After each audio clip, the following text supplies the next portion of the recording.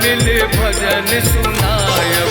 हे मैया अभियो हमरो गाँव गेलौं ओरियान, कमल फूल सो पूजायब। हे मैया आबू हमरो दलान, करू कल्याण, सब मिल भजन सुनायब।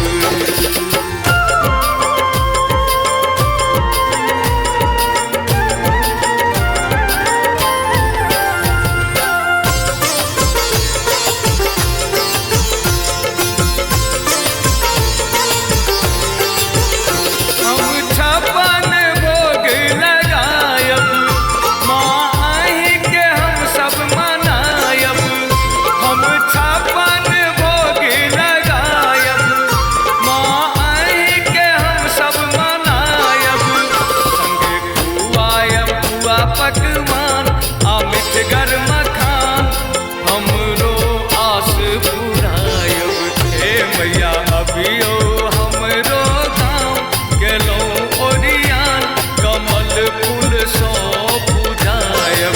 हे मैया आबू हमरो दलान, करू कल्याण, सब मिल भजन सुनायब।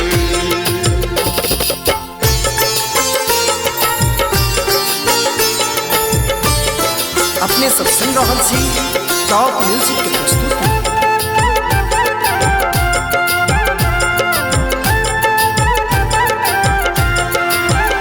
मैया सुनियो हमरो अर्जी, एना रुसियो ने बनियो बेदर्दी।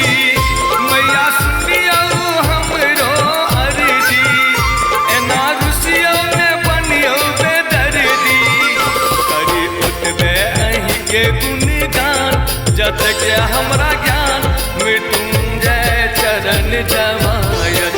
अभियो हमरो गाँव गेलौं ओरियान, कमल फूल सो पूजायब।